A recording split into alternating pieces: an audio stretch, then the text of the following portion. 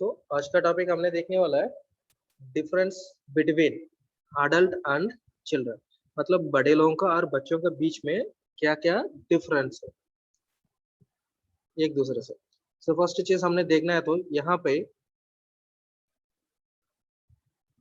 बहुत सारे डिफरेंस है। कौन से कॉन्सेप्ट में डिफरेंट मिलेगा बच्चे और बड़े लोगों के बीच में, अडल्ट के बीच में? आपने देख सकते हैं फिजियोलॉजिकल, मतलब हमारा बॉडी का अंदर जो फंक्शन चल रहा है उसके हिसाब से चेंजेस है। दोनों का बीच में फर्क है। फिर उसके बाद अनाटॉमिकल स्ट्रक्चर, अनाटॉमिकल बोलो तो फिजिकल अपीयरेंस, बोन्स, मसल्स, वो सारे चीजेस में बहुत सारे डिफरेंस है बच्चों का और बड़े लोगों का बीच में, अडल्ट का बीच में। नेक्स्ट हमने देखा कॉग्निटिव, बच्चों का thinking ability, emotional activity, reaction कैसा करता है। फिर उसके बाद सोशल एक्टिविटी, एक दूसरे के साथ कैसा मिंगल करता है। ये सारे चीजेस बच्चों का और बड़े का बहुत सारे डिफरेंस होता है। ओके, सो वो सारे चीजेस के हिसाब से आगे हमने देखने के लिए गया, तो आगे हमने देख सकते हैं सेम इसके हिसाब से दूसरा चीजेस आपने देख सकते हैं बच्चे का न्यूट्रिशन, हेल्थ एंड इलनेस। ठीक है, हेल्थ एंड इलनेस ये दोनों भी इसी तरीका से डिफरेंशिएशन अफेक्शन भी दिखाएगा बच्चों का और बड़े लोगों का बीच में। ओके, इसको हम अच्छी तरीके से समझ में ले लिया तो फिर हम हर एक प्रॉब्लम को सॉर्ट आउट कर सकते हैं, हर एक प्रॉब्लम को सॉर्ट आउट कर सकता है, बहुत आसान हो जाएगा। ठीक है, यहाँ पर हम क्या क्या चेंजेस देखने वाले, फर्स्ट आपने देख सकते हैं यहाँ पर हम क्या क्या चेंजेस देखने वाले।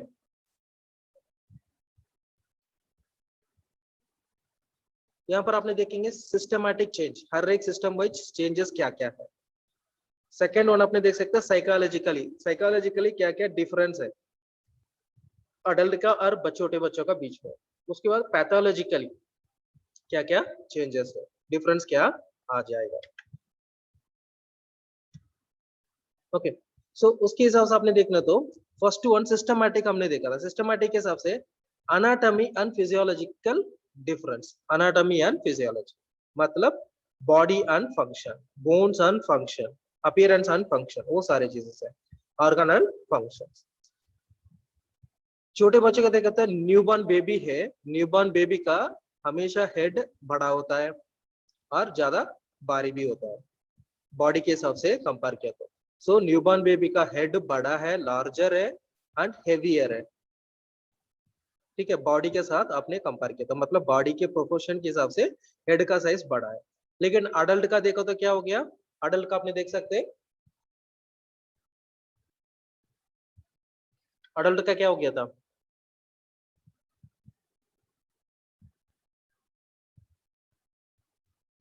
ये देखो अडल्ट का क्या होता है इधर, अडल्ट का ये होता है adult head is not heavier than body, at the same time head उतना बड़ा नहीं बॉडी के हिसाब से चेक किया तो। सो मतलब अडल्ट का मतलब एक 18 साल के ऊपर वाला बच्चे का हिसाब से देखा तो, अडल्ट के हिसाब से देखा तो उनका हेड के हिसाब से बॉडी का प्रोपोर्शन देखो तो बॉडी बड़ा रहता है, हेड उतना बड़ा नहीं है, लेकिन हेड उतना हेवियर भी नहीं है बच्चे जैसा। नेक्स्ट, छोटे बच्चे का न्यूबॉर्न बेबी का क्या होता है, थिनर स्किन, स्किन बहुत थिन होता है। Okay, as compare to adult, adult को क्या होता है, अडल्ट का स्किन उतना थिन नहीं है, कई बार अडल्ट को रफ भी होता है, कई बार ऑयली भी होता है, कई बार कई डिफरेंस है, लेकिन थिन नहीं है। नेक्स्ट, न्यूबॉर्न बेबी को rapidly dividing cells, children cell divide more rapidly than adult, मतलब अडल्ट का सेल के हिसाब से देखो तो बच्चों का सेल बहुत फास्ट डिवाइड होते मल्टीप्लाई होते जाता है, डेवलप होने की वजह से, ग्रोथ एंड डेवलपमेंट की वजह से बच्चे का सेल्स है ना बहुत जल्दी बहुत फास्ट वो डेवलप होता है रैपिडली। लेकिन अडल्ट का देखा तो अडल्ट का एक नॉर्मल सेल डिवीजन ही होता है, ये पर्टिकुलर टाइम ड्यूरेशन के हिसाब से हो जाता है। ओके, देन न्यूबॉर्न बेबी का आपने देख सकते हैं, न्यूबॉर्न बेबी में क्या होता है, एक मिनट, अभी यहाँ पर न्यूबॉर्न बेबी में क्या होता है, न्यूबॉर्न बेबी में देयर इज नो टीयर्स। यहाँ पर देखो न्यूबॉर्न बेबी में क्या होता है, no tears in early infancy, बच्चों को आंख से पानी नहीं आता, नो टीयर्स। लेकिन अडल्ट को there is tear formation in eyes, eyes में प्रोटेक्शन करने के लिए टीयर फॉर्मेशन, दैट मींस आंख से पानी निकलेगा। इमोशन के हिसाब से निकलता है, फिर डस्ट गिर गया तो उसको प्रोटेक्शन के हिसाब से उसको बाहर निकालने के लिए पानी निकलता है आंखों से। ओके, सो अडल्ट के हिसाब से आपने देखो तो that is tear formation in eyes. उसके बाद हमने देखा था छोटे बच्चे को क्या होगा। छोटे बच्चे को नेक्स्ट, छोटे बच्चे को आपने देख सकते हैं, no voluntary control over the environment और एक्टिविटी। अपनी आप कोई भी चीजें को कंट्रोल नहीं कर पाता है, अपने आसपास में भी और अपने बॉडी का मूवमेंट भी वो कंट्रोल नहीं कर पाता है। लेकिन अडल्ट के हिसाब से आपने देखो तो बड़े लोग अपने बॉडी को अच्छा से कंट्रोल कर सकता है, वॉलंटरी खुद कंट्रोल कर सकता है। लेकिन बच्चों का वॉलंटरी में नहीं, क्यों? उनकी ग्रोथ एंड डेवलपमेंट प्रोसेस चल रहा है, हर एक सिस्टम पूरा डेवलप नहीं है, इसकी वजह से वो अपने आप कंट्रोल नहीं कर पाता शुरू। ओके, फिर उसके बाद हम नेक्स्ट स्लाइड में जाएंगे।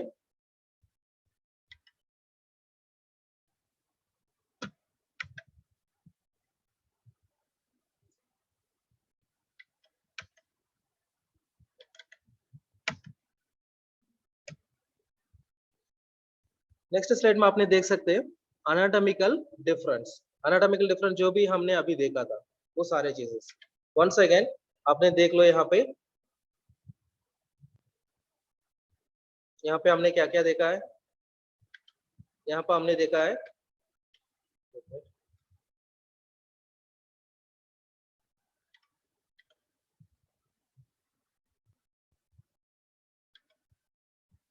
यहाँ पे हमने देखा था साइज। साइज कितना डिफरेंट होता है, different sized children according to different age group. बच्चे का शुरू में तब 1 साल में उसका बॉडी का ये भी अलग होता है, 2 साल 3 साल और 10 साल का बच्चे, 3 साल का बच्चे। सो हर एक उम्र के हिसाब से जब बच्चे का ग्रोथ एंड डेवलपमेंट वेरी होता है, साइज भी वेरी होता है। ओके, सो फर्स्ट कॉन्सेप्ट क्या देखा हमने, फर्स्ट कॉन्सेप्ट है साइज है। फर्स्ट कॉन्सेप्ट साइज है। सो बच्चों का साइज हर बार अपनी उम्र के हिसाब से वो चेंज होते जाता है, हर लड़का और लड़की के बीच में वो चेंज होते जाता है। ओके, उसके बाद greater size and weight. Greater size and weight, अपने न्यूबॉर्न बेबी को देखो तो हेड बॉडी के हिसाब से देखो तो लेंथ एंड वेट में ज्यादा देगा। ओके, सो बच्चे का हेड ज्यादा वेट लेगा शुरू में। ओके, बच्चे धीरे धीरे बड़े होने के टाइम, मतलब बच्चे 2 साल रीच करेगा, 2 साल में हेड और बॉडी दोनों इक्वल होता है साइज में। उसके बाद हेड का साइज छोटा होता है, बॉडी का साइज बड़ा होना शुरू हो जाता है, मतलब हेड और चेस्ट का साइज इक्वल होता है। उसके बाद चेस्ट का साइज एक्सपांड होना शुरू होता है, हेड का साइज ऐसे रुक जाएगा। उसके बाद आपने देख सकते हैं immaturity and inadequate ossification prone for injury. मतलब बच्चों का जो सिर पे है ना, जो भी बोन्स है वो सारे बोन है, मतलब अडल्ट को नॉर्मल बोन्स कितना होता है, नॉर्मल बोन आपकी बॉडी में कितना है, टोटल नंबर ऑफ बोन्स आप लोग है क्लास में?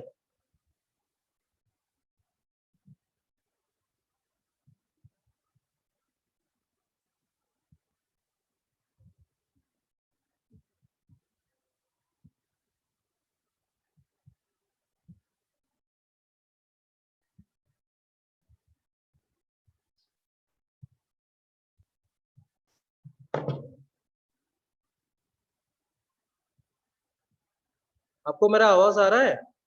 हमारा बॉडी में 206 बोन्स आर देयर, है ना? हमारा बॉडी में कितना है, 206 बोन्स है, हड्डियां है हमारा बॉडी पे। हमारे शरीर पे 2006 बोन है हमारा बॉडी पे, किसकी बॉडी पे, अडल्ट बॉडी पे। लेकिन आपने देख सकते हैं छोटे बच्चे का बॉडी में कितना होता है, छोटे बच्चे का बॉडी में,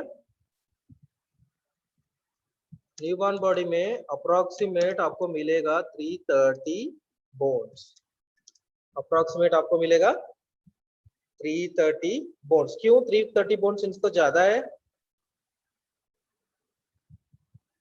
क्योंकि इनका जो सिर पे है ना,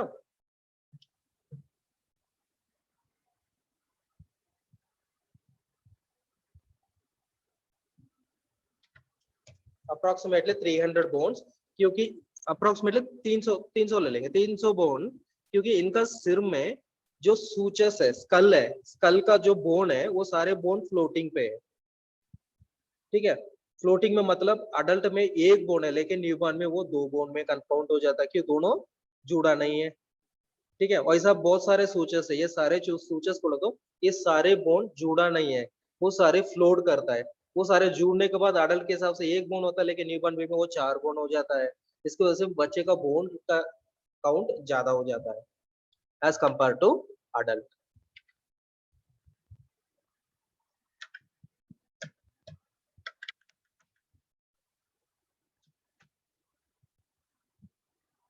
नेक्स्ट आपने देख सकते हैं fontanelles are not closed. Fontanelles are not closed मतलब बच्चे का जो शुरू में क्या बोलेंगे, सिर क्लोज होना है ना, वहां पर जो गैप छोड़ देता है वहां पर आपको एंटीरियर फ्रंटनल बोलेंगे, और पोस्टीरियर फ्रंटनल, आगे और पीछे दोनों तरफ सिर का जो बोन है ओपन रहता था। बच्चे धीरे धीरे बड़े होने के टाइम मतलब बच्चे का जो पोस्टीरियर पीछे वाला बोन है ना, वो जुड़ता है, कब जुड़ता है, 1.5 महीने में जुड़ता है, 6 वीक्स में। और आगे वाला बोन है जो एंटीरियर वाला, एंटीरियर फ्रंटनल है, वो जुड़ता है 1.5 साल में, ओके। वो जुड़ता है ओके 1.5 मंथ एंड 1.5 ईयर, इसी टाइम पीरियड में जुड़ता है।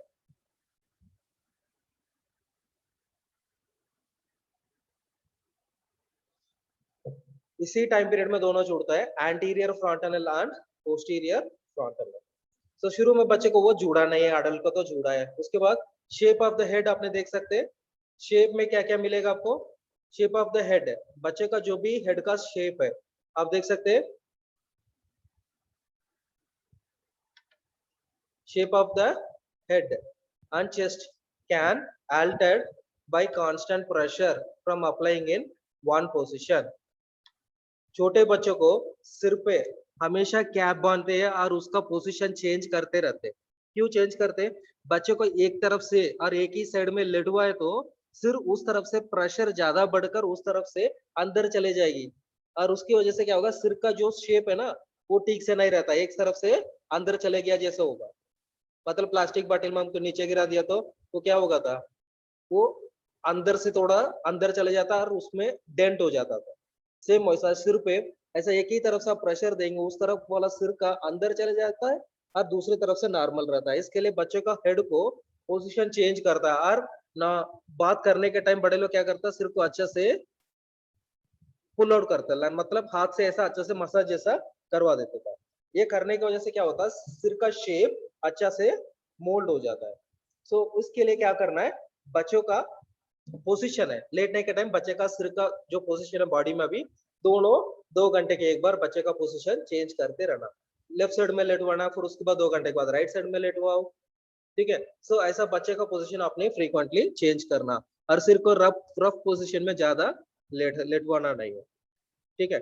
ये शुरू में ध्यान देना बहुत इंपॉर्टेंट है इस चीज में। फिर उसके बाद क्या होगा, मसल्स आर 25%। उसके बाद आप देख सकते हैं मसल कितना है, 25% ऑफ बॉडी वेट है बच्चों के लिए, लेकिन अडल्ट के लिए कितने हैं, 40% है। हमारा शरीर में 40% है हमारा मसल का ताकत और वेट का, लेकिन छोटे बच्चों को सिर्फ 25% है, 25%। ओके, फिर नेक्स्ट हम आगे जाए, ड्रग डोसेज। नेक्स्ट डिफरेंस आपने देख सकते हैं ड्रग में क्या क्या डिफरेंस आता है। ड्रग में ये सारा डिफरेंस आ जाता है। Excessive ivy fluids and medication easily cause pedal edema. Okay, बच्चों को ज्यादा आईवी फ्लूइड चढ़ाने की वजह से क्या होगा, एडिमा हो जाता है, आसान से बहुत आसान से बच्चों को एडिमा हो जाता है। किस काम के लिए, ज्यादा आईवी फ्लूइड चढ़ा दिया, ज्यादा आईवी फ्लूइड्स चढ़ा दिया। ओके, पेडल बोलो तो क्या होगा, पेडल बोलो तो आपको जो साइकिल पेडल करते हैं किसकी हेल्प से करते हैं, पैर की मदद से करते हैं। इसके लिए ये एडिमा आपको पेडल बोलते हैं, पेडल एडिमा बोले तो आपका पैर में एडिमा ज्यादा मिलता है। ओके, छोटे बच्चे को क्यों, ज्यादा आईवी फ्लूइड चढ़ाने की वजह से। ओके, सो इसके वजह से क्या करना, उनका जो फ्लो रेट हमने करते हैं उसका फ्लो रेट हमेशा कम होता है। इसके लिए हमने माइक्रो ड्रिप सेट में जाते हैं। छोटे बच्चे का माइक्रो ड्रिप सेट क्या होता है? माइक्रो ड्रिप सेट में 60 drops is equal to 1 ml होता है, लेकिन बड़े लोगों को उल्टा है। बड़े बड़े लोगों का ड्रिप सेट में क्या होता है? वो मैक्रो ड्रिप सेट है, उसमें 15 नहीं तो 16, 15 नहीं तो 16 ड्रॉप्स को 1 ml बोलते हैं। मतलब उसमें 15 ड्रॉप्स आ जाता है, लेकिन यहाँ पर 60 ड्रॉप्स आना है माइक्रो ड्रिप सेट में। इसके लिए यहाँ पर डोसेज कैलकुलेशन बहुत इंपॉर्टेंट है छोटे बच्चे को एज कंपेयर टू अडल्ट को। Okay, the next mouth. मुंह के बारे में देखें, माउथ क्या होगा? इन्फेंट का टंग है ना, वो ज्यादा बड़ा है as compare to other proportion of the mouth.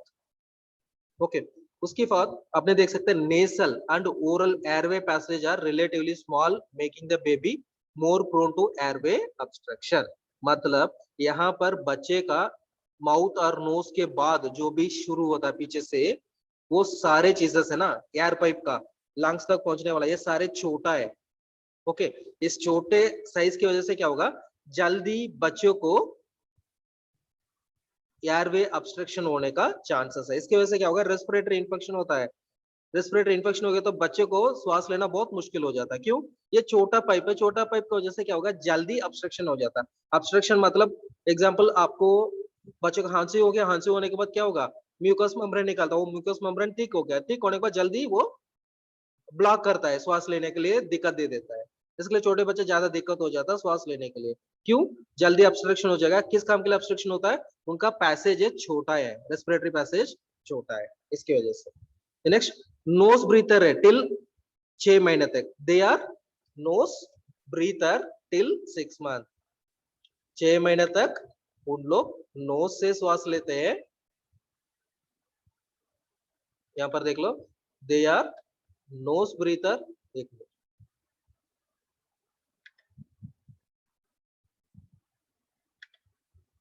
They are nose breather till 6 month of age. 6 महीने तक वो नोज से ब्रीथ करते हैं। Okay, breathing difficulty in respiratory infection बहुत कॉमन है छोटे बच्चों का, 6 महीने के अंदर बच्चे के लिए ब्रीथिंग डिफिकल्टी बहुत कॉमन होता है।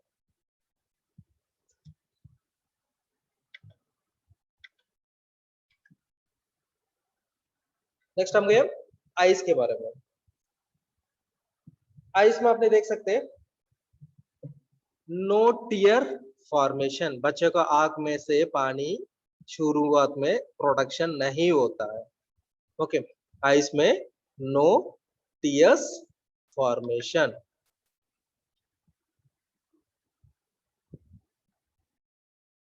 अपने यहाँ पर देख सकते हैं बच्चों को आंख में नो टीयर्स फॉर्मेशन। ये इस एरिया में आपने देख सकते हैं नो टीयर्स फॉर्मेशन। क्यों? क्योंकि उनकी जो लैक्रिमल ग्लैंड है, उनकी जो लैक्रिमल ग्लैंड है, ये कारण है। ये ग्लैंड पे क्या होता है? ये ग्लैंड पे ये प्रोड्यूस होता था, क्या प्रोड्यूस होता है? हमारा आंसू आने का पानी निकलता है, प्रोटेक्शन वाला, वो चीज ये ग्लैंड से प्रोड्यूस होता है। वो ग्लैंड अभी पूरा डेवलप नहीं हुआ, बहुत पुअर फंक्शन पे है। इसके वजह से बच्चों को आंख से पानी उतना जल्दी नहीं आता है। ओके, फिर उसके बाद सेकेंड वन आपने देखा ईस्ट्रीशियन ट्यूब। ईस्ट्रीशियन ट्यूब कहां पर है? ये है हमारा मिडिल ईयर पे। कहां पर है?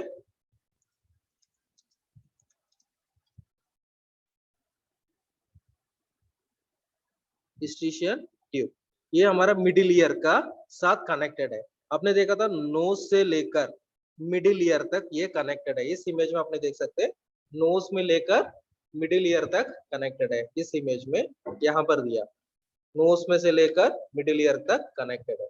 ये स्टीशियन ट्यूब क्या होता है? यहाँ पर बच्चे का बहुत शॉर्ट है, छोटा है, और एट द सेम टाइम क्या होगा? स्ट्रेट है, मतलब जल्दी पहुंचने का, ऐसा टेढ़ा मोड़ा नहीं है, सीधा है। सीधा, छोटा भी है, सीधा भी है। इसकी वजह से क्या होगा? बच्चों का 10 डिग्री टू जल्दी पहुंचेगा, लेकिन अडल्ट को 40 डिग्री में। अडल्ट को थोड़ा टेढ़ा है, डाइवर्शन करना पड़ता है, लेकिन छोटे बच्चे को सीधा चले जाएगी और जल्दी पहुंच जाएगी भी। इसकी वजह से क्या होगा? नोज में जो भी प्रॉब्लम है जल्दी कान में भी अफेक्ट हो जाता है। क्या हो गया? Air sinuses. एयर साइनसस बोलो तो ये कहां पर हमको जो साइनस कैविटी है ना, साइनसस कहां कहां पर है? साइनस जो भी एरिया है हमारा नोज की साइड में है, फोरहेड के ऊपर है, आइस के पास में है, ठीक है, ये सारे एरिया पूरा डेवलप्ड नहीं है छोटे बच्चों को। ओके, ये दोनों चीजों की वजह से क्या होगा, बच्चे को जो भी रेस्पिरेटरी प्रॉब्लम आएगा बच्चे तुरंत आर्टाइटिस मीडिया डेवलप करता है। आर्टाइटिस मीडिया क्या, infection and inflammation of the middle ear. Otitis media बोलता है infection and inflammation of the middle ear. क्यों, क्योंकि नोज से लेकर कान तक पहुंचने वाला जो ईस्टिशियन ट्यूब है वो बहुत छोटा भी है और जल्दी सीधा भी है, जल्दी पहुंचेगा, सीधा रूट पे है। ओके, लेकिन अडल्ट को छोटा नहीं है, बड़ा है, एट द सेम टाइम सीधा नहीं पहुंचेगा, वो थोड़ा डाइवर्शन है, बेंड होकर चेंज होकर जाना पड़ता है, टर्न होकर जाना पड़ता है, इसके लिए अडल्ट को जल्दी नहीं पहुंचेगा। इसकी वजह से क्या होगा, छोटे बच्चे जो रेस्पिरेटरी इन्फेक्शन होता है वो बच्चे जल्दी कान में भी इन्फेक्शन हो जाता है।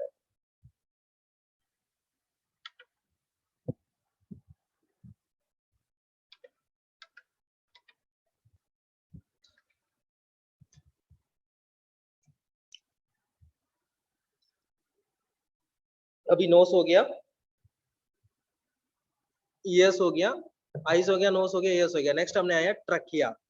ट्रकिया क्या बोलते हैं हमने, ट्रकिया को हमने बोलते हैं विंड पाइप। ओके, ट्रकिया में क्या हो गया, trachea is short and narrow trachea under 5 years. Under 5 years का ट्रकिया शॉर्ट एंड नैरो है। ओके, इसकी वजह से क्या होगा, फॉरेन बॉडी है ना, छोटे छोटे जो चीजें है वो जल्दी वहां पर जाकर अटकने के लिए चांसेस बहुत है। एग्जाम्पल एक छोटा सा बटन ले लिया, कॉइन ले लिया, और कौन सा भी चीज छोटा चीज बच्चे मुंह में डालेगा सीधा जाकर कहां पर अटकता है, ट्रकिया में अटक जाता है। ओके, क्यों, ट्रकिया छोटा भी है eight the same time narrow भी है। नैरो बोले तो ज्यादा स्पेस नहीं है, ठीक है, जल्दी कोई भी चीज जाएगा उसके बीच में अटक जाता है। क्यों, उसका स्पेस इतना छोटा है, नैरो की वजह से छोटा है। ओके, मतलब एक ट्रकिया, दोनों ट्रकिया, एग्जाम्पल आपने देखना अडल्ट का बड़ा रहता है लेकिन छोटे बच्चे का ट्रकिया, एग्जाम्पल आप देखना यहाँ पर ऐसा एक लाइन आता है, ये लाइन के बाद इतना छोटा सा आ जाता है इधर से। इसकी वजह से क्या हो गया, बच्चे जो भी चीजेस लेता है वो बीच में यहाँ पर अटक जाता है। बच्चे जो भी चीजेस लेता है, एग्जाम्पल देखना अपने बीच में यहाँ पर अटक जाता है। ये कॉइन ले लिया वो इधर आकर अटक जाता है, क्यों, ये नैरो है, इसको हमने बोलते हैं नैरो। लेकिन अडल्ट को देखो तो अडल्ट को ऐसा नहीं है, अडल्ट का कैसा है, अडल्ट का साइज में ट्रकिया थोड़ा गैप देता है, नैरो नहीं है, मतलब अडल्ट का साइज में इतना बड़ा है। सो यहाँ पर जो भी चीजें आता हमने निकल देते अंदर चले जाएगी, वो सीधा ट्रकिया क्रॉस कर कर चले जाएगी। इसके लिए यहाँ पर बच्चे का ऑब्स्ट्रक्शन होने का बहुत चांसेस है। एस्पिरेशन, नेक्स्ट आपने देखना है जीआई ट्रैक। जीआई ट्रैक में क्या होगा, in children cardiac sphincter of the stomach is relaxed, मतलब स्टोमक में जो भी आपने देखना स्टोमक है ना, बच्चे का स्टोमक में कार्डियक स्पिंचर है, हार्ट के पास में जो स्टोमक ओपन होता है उस पर्टिकुलर एरिया,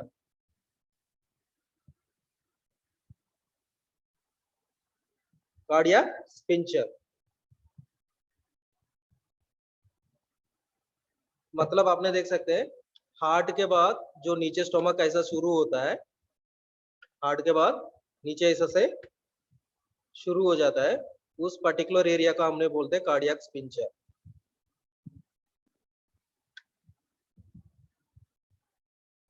उतना अच्छा से नहीं आ रहा, ठीक है,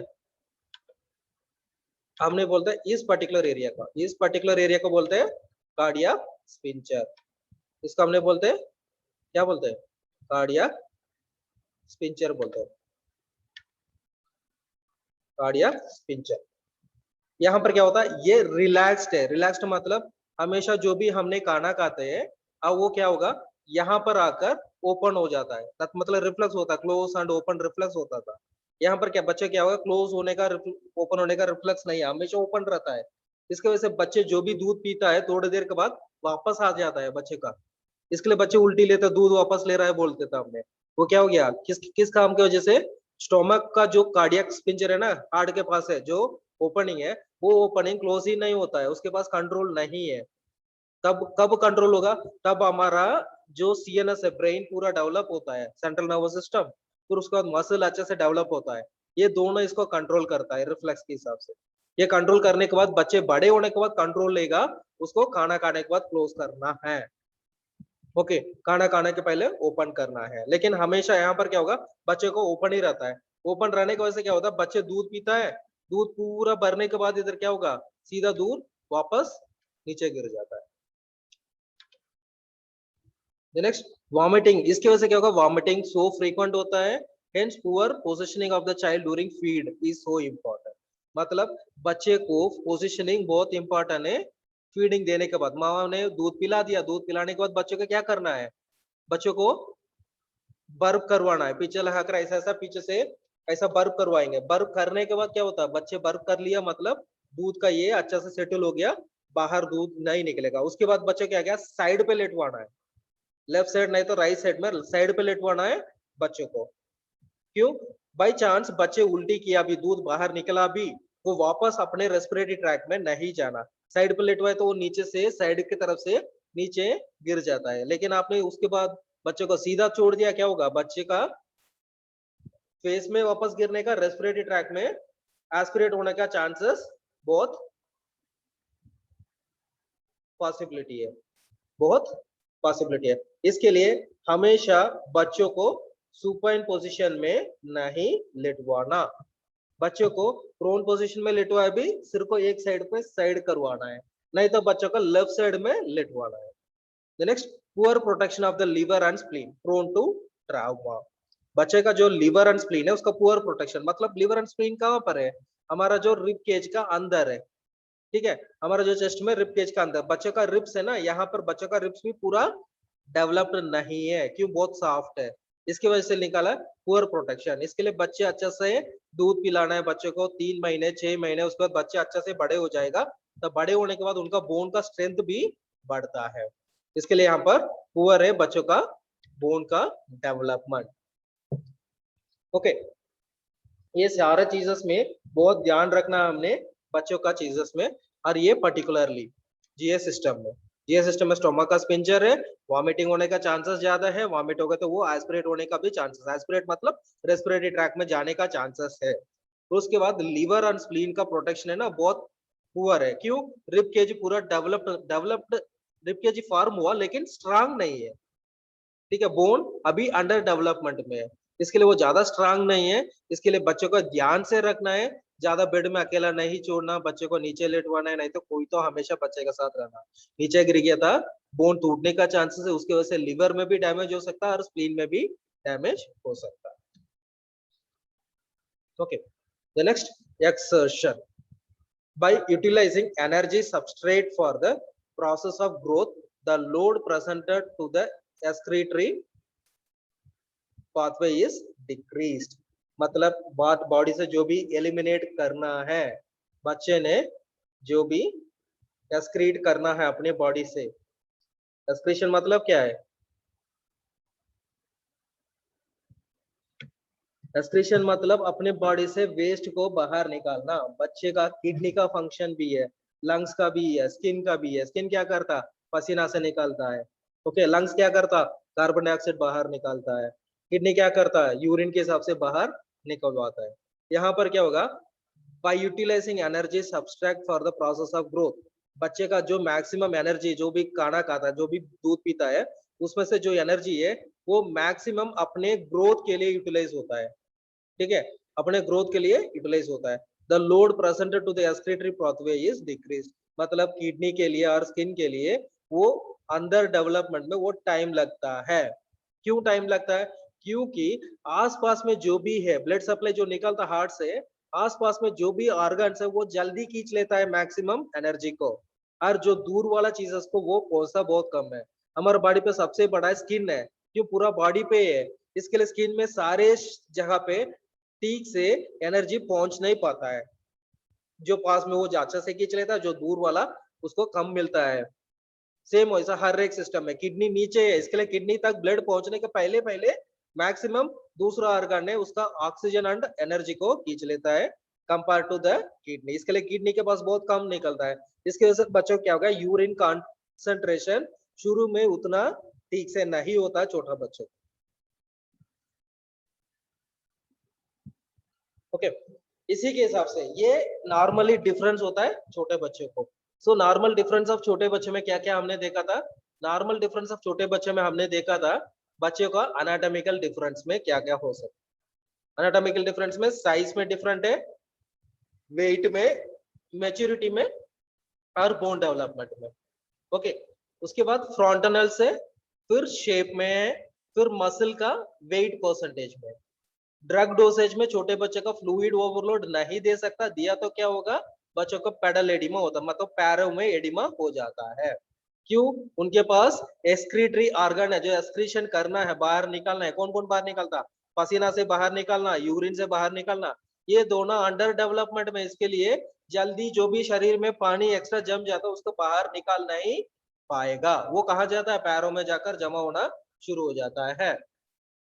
ओके, उसके बाद हमने देखा माउथ के बारे में। छोटे बच्चे का टंग बड़ा है, eight the same time respiratory tract छोटा है, इसकी वजह से जल्दी रेस्पिरेटरी ट्रैक इन्फेक्शन भी होता है, फॉरेन बॉडी एस्पिरेशन भी होता है।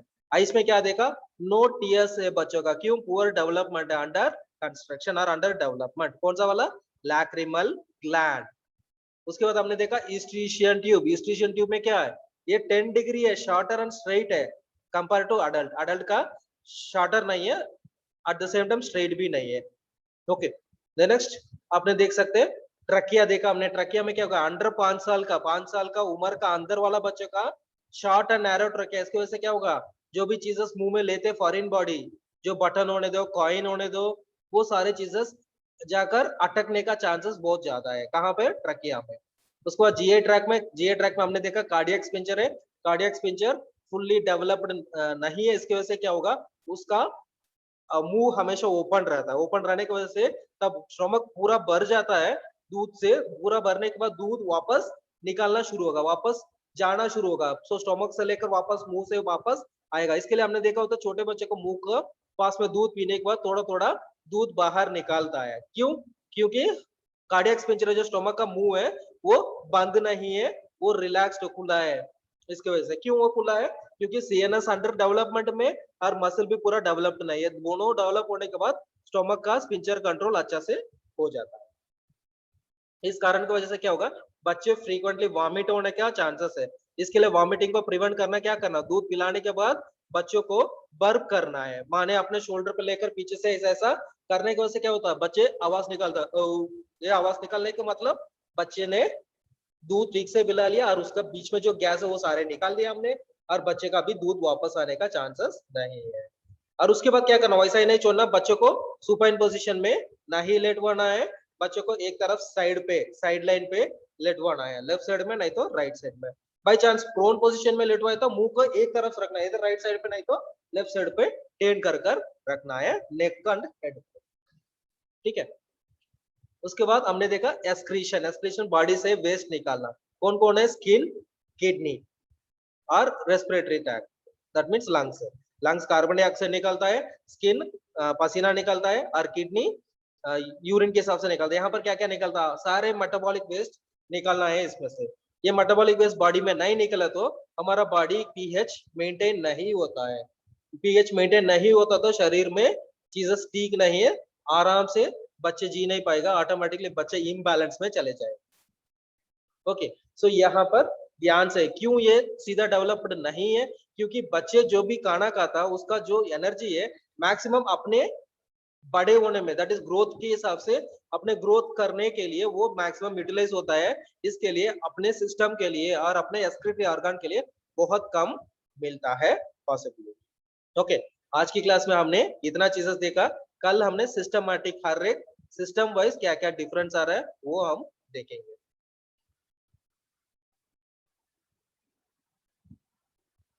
ठीक है, 1 मिनट वेट करो, मैं अटेंडेंस भी चेक कर लूंगा।